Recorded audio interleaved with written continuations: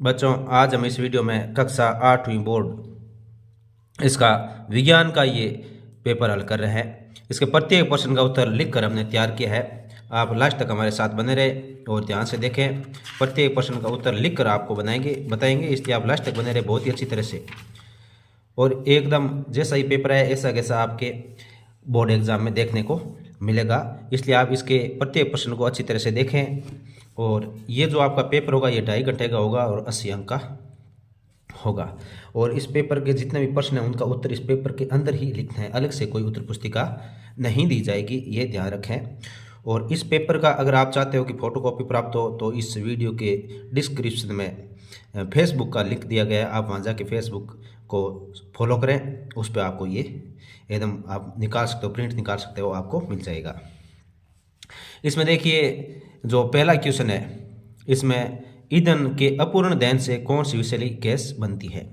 तो ये हमने प्रश्न से शुरू किया है। इसका जो मेन प्रश्न है वो हम नहीं बता रहे हैं, जिस पर आपको रोल नंबर लिखना है अपना अंकों में और शब्दों में, और आपके हस्ताक्षर करने हैं बस। तो इसमें देखिए पहला प्रश्न है, ईंधन के रूप में अपूर्ण दहन से कौन सी विषैली गैस बनती है। तो अगर पूर्ण दहन हो जाता है तो कार्बन डाइऑक्साइड बनती है, लेकिन इसमें कौन सा है अपूर्ण है, तो इसमें मतलब कार्बन मोनोऑक्साइड बनेगी, कार्बन मोनोऑक्साइड। इसका उत्तर द हो जाएगा, इसका द उत्तर हो जाएगा। फिर इसका नेक्स्ट देखिए दूसरा प्रश्न है, घरों में कौन सा द्रव ईंधन काम आता है। द्रव ईंधन काम आता है तो इसमें एलपीजी लिक्विड पेट्रोलियम गैस यानी द्रवित प्राकृतिक गैस ये काम आती है। ये हमारे घरों में ईंधन के रूप में काम आता है, इसका उत्तर यहाँ पे लिखना है। फिर इसके बाद में इसका क्वेश्चन नंबर 2 देखिए, 2 नंबर हमने कर दिया है। 3, वनोन्मूलन से आप क्या वनोन्मूलन को रोकने के लिए क्या सुझाव देंगे, यानी आप वनोन्मूलन को रोकने के लिए क्या सुझाव देंगे। तो इसमें कागज का पुनः उपयोग, कागज का पुनः चक्रण, कागज की बचत करना, उपयुक्त सभी। तो ये उपयुक्त सभी हो जाएगा, ये सभी काम करेंगे तब वनोन्मूलन रुकेगा, तो इसका द उत्तर हो जाएगा। इसके बाद में इसका नेक्स्ट देखिए, आवर्ती का मात्रक है। आवर्ती का मात्रक हर्ट्ज होता है, ये से इसका उत्तर सही हो जाएगा, तो आपको यहाँ पे लिखना है। ये देखिए हिंदी और इंग्लिश दोनों में, जो बच्चा अंग्रेजी का वो इंग्लिश वाले में उत्तर लगाएगा सही, ये सी उत्तर हो जाएगा, और हिंदी वाला है वो हिंदी का उत्तर लगाते जाएंगे। क्वेश्चन नंबर 5 देखिए, आवासीय क्षेत्रों में ध्वनि प्रदूषण कम करने हेतु आप अपने मित्र को निम्न में से क्या सुझाव देंगे।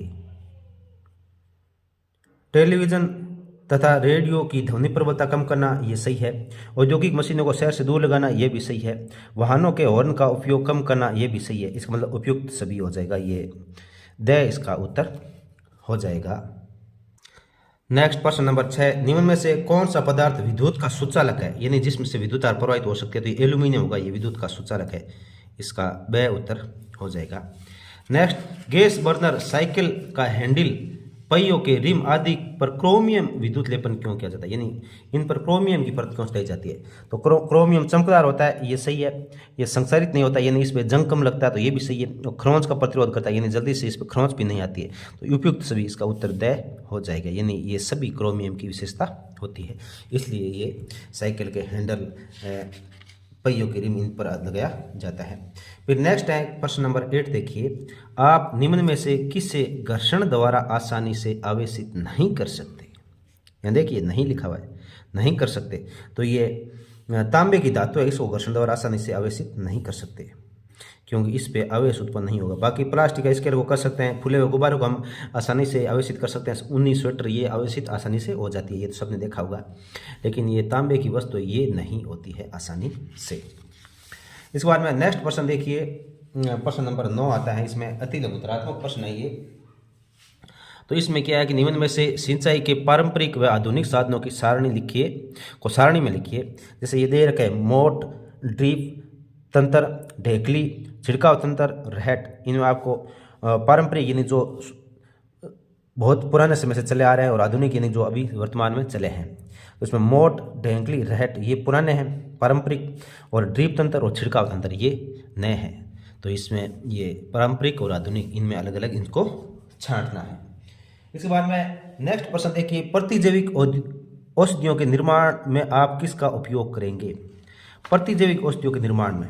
तो प्रतिजैविक औषधियों का निर्माण में नीमन का उपयोग करेंगे, यानी अमीनोग्लाइकोसाइड, सल्फोनामाइड्स और क्विनोलोस, इनका हम प्रतिजैविक औषधियों के रूप में उपयोग करते हैं।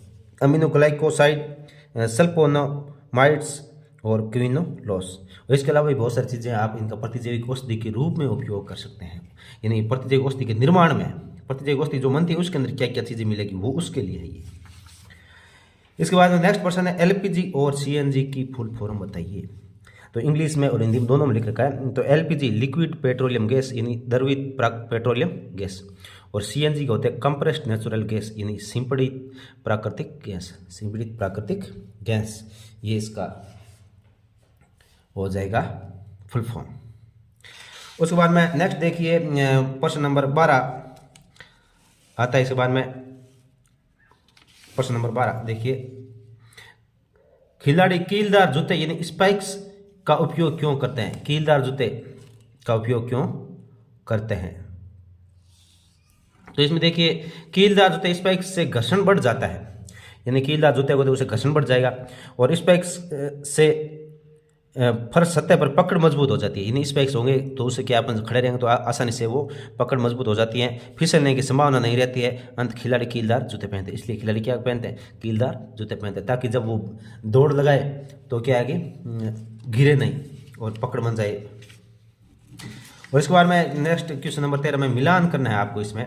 तो रासायनिक उर्वरक, कार्बनिक खाद, पशु अपशिष्ट, थ्रेसिंग, चावल थ्रेसिंग, तो इनका क्या करना है? इनसे दूसरी तरफ से मिलान करना है। तो रासायनिक उर्वरक में क्या हो जाएगा? यूरिया एवं सुपर फास्फेट ये हो जाएंगे। फिर कार्बनिक खाद, तो कार्बनिक खाद में हो जाएगा आपके पशु अपशिष्ट, गोबर, पादप अवशेष ये हो जाएंगे। फिर खरीफ की फसल, तो खरीफ की फसल चावल और मक्का हो जाएगी। और फिर थ्रेसिंग क्या काम आती है? थ्रेसिंग अनाज के दानों को भूसे से अलग करना क्या कहलाता है? थ्रेसिंग कहलाता है। इसके बाद में नेक्स्ट प्रश्न देखिए, नाइट्रोजन स्थिरीकरण में राइजोबियम जीवाणु के महत्व को समझाइए। यानी नाइट्रोजन का स्थिरीकरण करने में राइजोबियम जीवाणु उसका क्या महत्व है? तो फलीदार पौधों की जड़ों की गांठों में राइजोबियम जैसे नाइट्रोजन स्थिरीकरण जीवाणु होते हैं, जो वायुमंडल की नाइट्रोजन गैस का स्थिरीकरण करके उसे नाइट्रोजन के यौगिकों में परिवर्तित कर देते हैं। यानी ये राइजोबियम है, ये जो फलीदार पौधे होते हैं उसकी जड़ों में पाया जाता है, और जो वायुमंडल की नाइट्रोजन है उसका स्थिरीकरण करके और उसको नाइट्रोजन के यौगिक के रूप में परिवर्तित कर देते हैं। अच्छी तरह से इन प्रश्नों को हल करें, वीडियो को ज़्यादा से ज़्यादा लाइक और शेयर ज़रूर करें बच्चों। इसके बाद में नेक्स्ट प्रश्न नंबर 15 आ जाता है। तो इसमें देखिए प्रश्न नंबर 15 में निम्नलिखित कथनों के सत्य और असत्य लिखने हैं। सत्य और असत्य लिखना है। जीवाश्म ईंधन समाप्त होने वाले संसाधन है, ये सत्य है, ये हो जाएगा सत्य। जीवाश्म ईंधन क्या है? समाप्त होने वाले संसाधन है, तो ये सत्य हो जाएगा, ये सत्य हो जाएगा। फिर नेक्स्ट देखिए, कोयला व पेट्रोलियम असीमित संसाधन है, असीमित नहीं है, ये सीमित है, तो ये असत्य हो जाएगा। फिर कोलतार विभिन्न पदार्थों का मिश्रण होता है, ये सत्य है, कोलतार विभिन्न पदार्थों का मिश्रण होता है। नेक्स्ट, पैराफिन मोम का उपयोग मरहम, मोमबत्ती, वैसलीन आदि बनाने में किया जाता है, तो ये सत्य है, ये सत्य है। इसके बाद में नेक्स्ट प्रश्न आ जाता है, दहन और ज्वाला में कोई अंतर लिखिए। दहन और ज्वाला में कोई दो अंतर लिखिए। दहन, प्रकाश और ऊष्मा उत्पन्न होती है तो इसे हम दहन कहते हैं, यानी कोई वस्तु जल रही है और उसमें क्या प्रकाश और ऊष्मा उत्पन्न होते हैं तो दहन कहते हैं। लेकिन दहन के दौरान जो ज्वाला निकलती है, जो लपटें निकलती है, उसे हम क्या कहते हैं? ज्वाला कहते हैं। प्रकाश और ऊष्मा उत्पन्न होती है तो इसे हम दहन कहते हैं, और किसी पदार्थ के दहन के बाद जो लपटें बाहर निकलती है उसे ज्वाला कहते हैं। इसके बाद प्रश्न नंबर 17 देखिए, निम्न का आशय स्पष्ट कीजिए। यानी रेड डाटा पुस्तक क्या है और जैव विविधता क्या है, इसको क्या है आपको व्याख्या करनी है इसकी। रेड डाटा पुस्तक और जैव विविधता। रेड डाटा पुस्तक वह पुस्तक जिसमें सभी संकटापन स्पीशीज का रिकॉर्ड रखा जाता है। पौधों, जंतुओं और अन्य स्पीशीज के लिए अलग अलग रेड डाटा पुस्तकें हैं। यह कह रहा है कि वह पुस्तक जिसमें सभी संकटापन यानी जल्दी नष्ट होने वाली, जो खत्म होने वाली, विलुप्त होने वाली जो जनजातियाँ, उनका रिकॉर्ड रखा जाता है। और इसमें क्या है, पौधों के लिए, जंतुओं के लिए और अन्य स्पीशीज के लिए अलग अलग रेयर डाटा पुस्तकें होती हैं। और फिर इसमें दूसरा है जैव विविधता। तो जैव विविधता क्या है, तो जैव विविधता देखिए, जैव विविधता की परिभाषा। तो जैव विविधता में देखिए, जैव विविधता का अर्थ है पृथ्वी पर पाए जाने वाले विभिन्न जीवों की प्रजातियां, उनके पारस्परिक संबंध एवं पर्यावरण से उनका संबंध जैव विविधता कहलाता है। यानी विभिन्न प्रकार के जो जीव जंतुओं की जो विविधता है वो जैव विविधता कहलाती है। फिर उसके बाद में आपको रिक्त स्थानों की पूर्ति करनी है। ऊपर देखिए ये दे रखे हैं ब्रैकेट में, इनसे छाट कर और इनमें लिखना है। तो रिक्त स्थानों की पूर्ति कीजिए। द्विखंडन, तो पहले देखिए अमीबा द्वारा जनन करता है, तो ये द्विखंडन हो जाएगा, यहाँ द्विखंडन।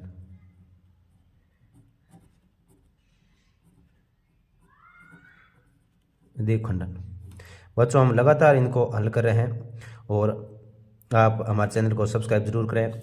और अगर आप चाहते हो कि ये फोटोकॉपी के रूप में मिल जाए, तो फोटोकॉपी कराने के लिए इसकी पीडीएफ आपको फेसबुक पे मिल जाएगी। आप ई पॉइंट क्लासेज जो फेसबुक है, जिसका लिंक इस वीडियो डिस्क्रिप्शन में उस पर मिल जाएगा।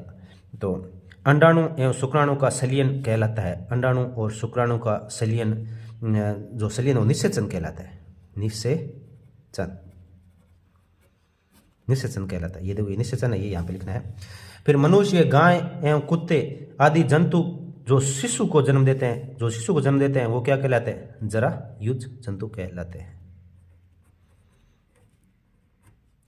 जरायुज जंतु कहलाते हैं। मनुष्य, गाय, कुत्ते आदि जंतु जो शिशु को जन्म देते हैं, जरायुज जंतु कहलाते हैं। फिर मुकुलन द्वारा जो जन्म होता है उसको क्या कहते हैं, वो हाइड्रा में होता है। किस में होता है, हाइड्रा में होता है। हाइड्रा, ये देखो, ये लिख रखा है, ये हाइड्रा, ये यहाँ पे लिखना है। इसके बाद में नेक्स्ट क्वेश्चन देखिए, इसमें दाब और बल में संबंध सूत्र द्वारा समझाइए। यानी दाब और जो बल है उसमें क्या संबंध है वो आपको बताना है, उसमें रिलेशन क्या है उसमें बताना है। तो दाब बराबर बल बटा क्षेत्रफल होता है। यानी क्षेत्रफल जिस पर दाब लगाया जाता हो, तो दाब बराबर बल बटा क्षेत्रफल होता है। तो किसी पृष्ठ के प्रति एकांक क्षेत्रफल पर लगने वाले बल को दाब कहते हैं।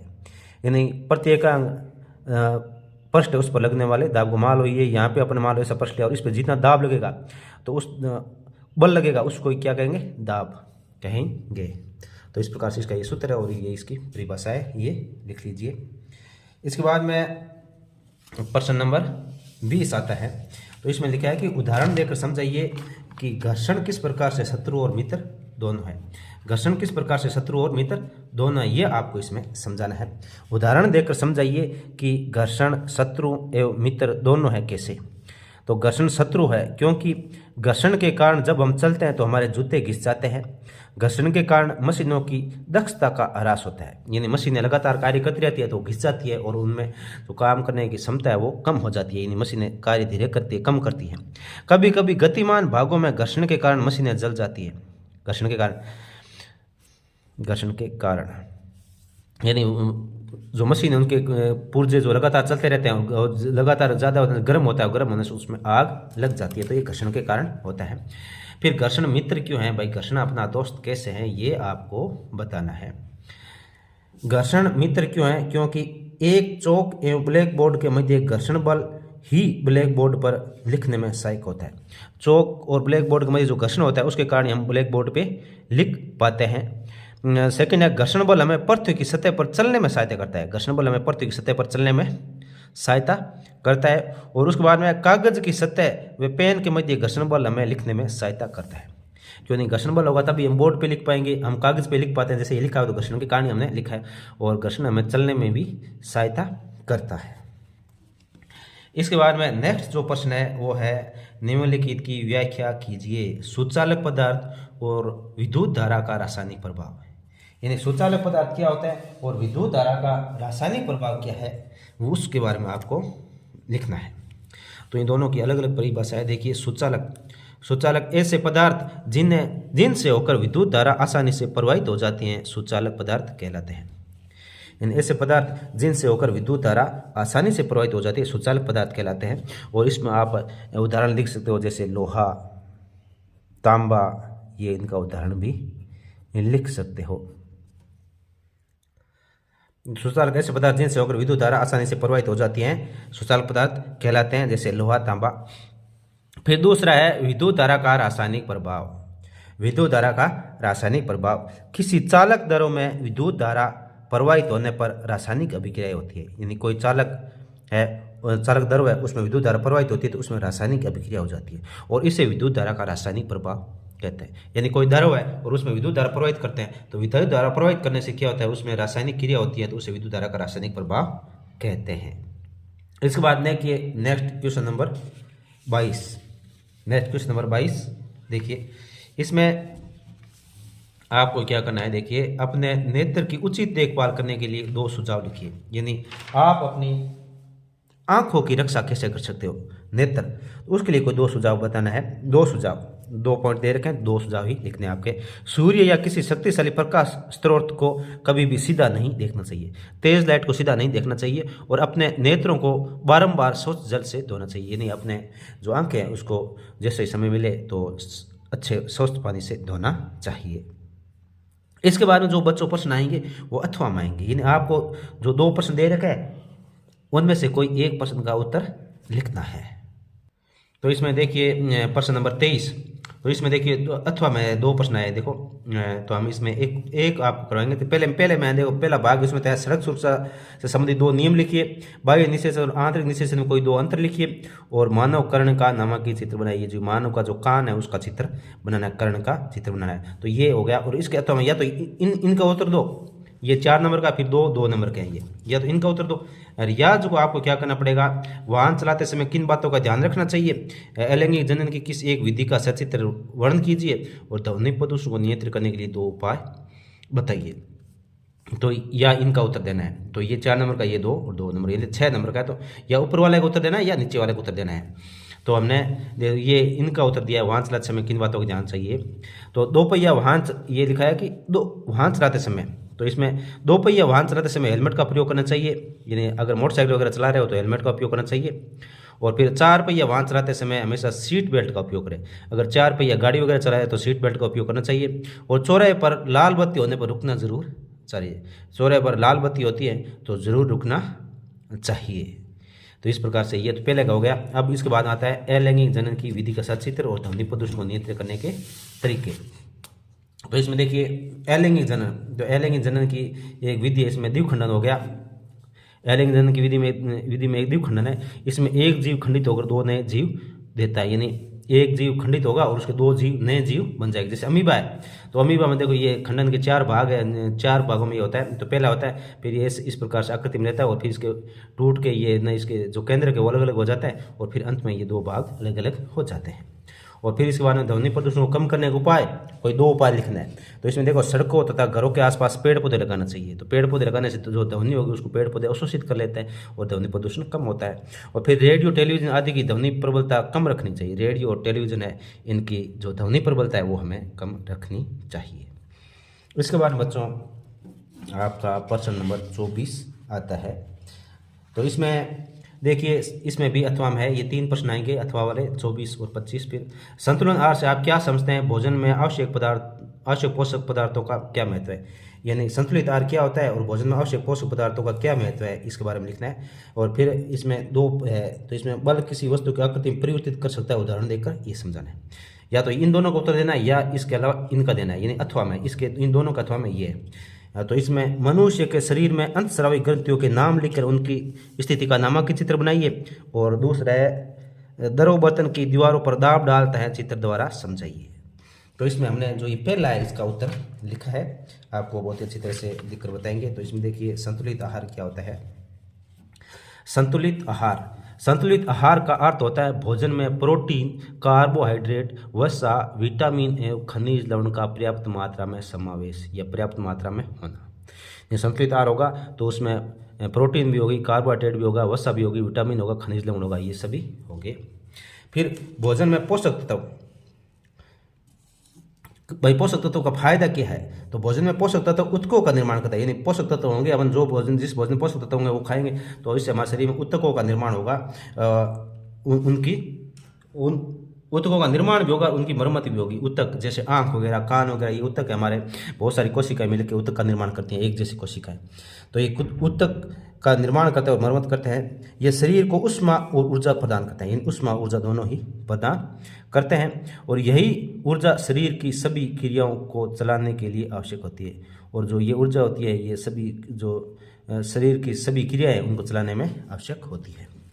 फिर इसका दूसरा था बल किसी वस्तु की आकृति कैसे परिवर्तन कर सकता है? तो उदाहरण द्वारा निम्न उदाहरणों से समझ सकते हैं। देखो, बल किसी वस्तु की आकृति में परिवर्तन कर सकता है, ये हम निम्न उदाहरणों से समझ सकते हैं।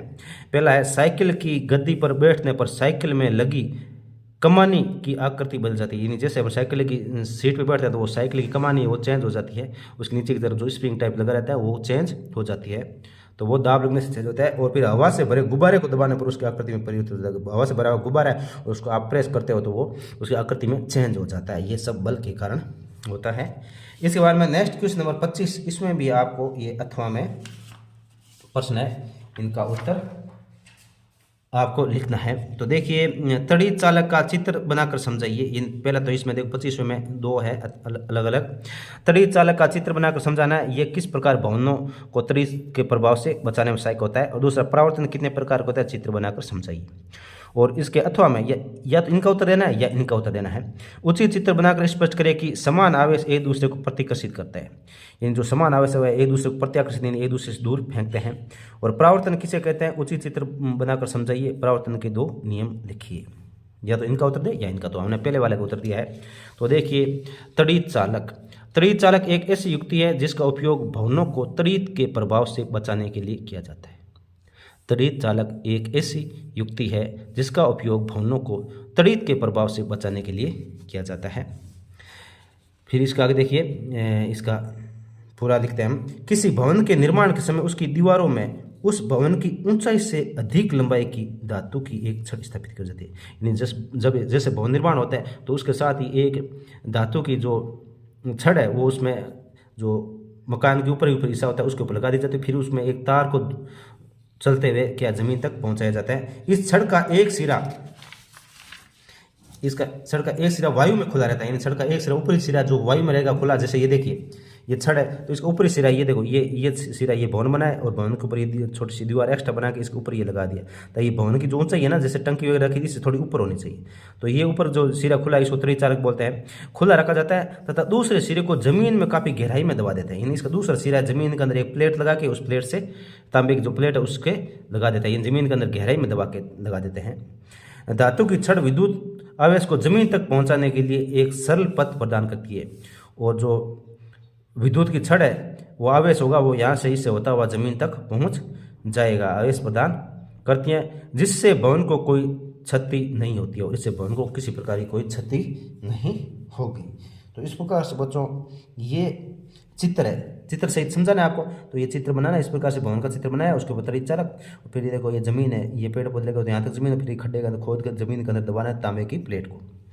और फिर इसके अंदर दूसरा क्या था, परावर्तन के प्रकार। तो परावर्तन के 2 प्रकार थे, नियमित परावर्तन और विस्तृत परावर्तन या अनियमित परावर्तन बोलते हैं। नियमित और अनियमित परावर्तन ऐसे लिख सकते हो, नहीं तो अनियमित परावर्तन को विस्तृत परावर्तन भी बोलते हैं। 2 प्रकार के होते हैं। अब इनका अलग अलग चित्र द्वारा आपको समझाना है। तो नियमित परावर्तन, जब प्रकाश किसी समतल चिकने पृष्ठ जैसे समतल दर्पण पर आपतित होता है तो प्रकाश की प्रत्येक किरण एक निश्चित दिशा में परावर्तित होती है, इसे नियमित परावर्तन कहते हैं। यानी ये जो किरण है इधर से आ रही है और यहाँ इस कांच पर टकराई, जैसे ये दर्पण है इस पर टकराई और ये इधर से आ रही है, तीनों एक साथ आ रही है, देखो एक दिशा से, और वापस ये इसी देखो दूसरी दिशा में जा रही है, तीनों एक साथ जा रही है, एक साथ आ रही है तो दूसरी दिशा परावर्तन के बाद दूसरी दिशा में जा रही है, यानी जैसे आई तो उनका वापस है परावर्तन की दिशा सेम होगी। तो ये हो गया नियमित परावर्तन हो गया। और अनियमित परावर्तन, जब प्रकाश किरण किसी खुरदरे सतह पर आपतित होती है तो ये किरणें भिन्न भिन्न दिशाओं में परावर्तित हो जाती है, इसे विस्तृत या अनियमित परावर्तन कहते हैं। खुरदरी सतह। अब जैसे ये सतह देखो पेज समतल थी पहले वाला, इसमें ये ऐसे उबड़ खाबड़ है, तो जैसे ये यहाँ टकराई तो यहाँ टकराने के बाद ऐसे इधर चली गई, दूसरे वाली जो इसके इसके बराबर आई थी वो यहाँ टकरा के सीधी इस तरफ गई, तीसरे वाली यहाँ टकरा गई टेढ़ी तो ये इस तरफ जाएगी, यानी इनकी दिशा अलग अलग है। आ तो सेम दिशा से रही है, देखो तीनों एक दिशा से आ रही है, लेकिन जाते वक्त ये इधर जा रही है, ये इस तरफ जाएगी और ये इस तरफ जा रही है, तो अलग अलग दिशाओं में जा रही है। इसी के साथ बच्चों आपका जो ये विज्ञान का जो ये नमूना प्रश्न पत्र था एकदम असली 2024 का है, ये ध्यान रखना कंप्लीट हो चुका है। वीडियो को ज़्यादा से ज़्यादा शेयर और लाइक ज़रूर करें। धन्यवाद आप सभी का।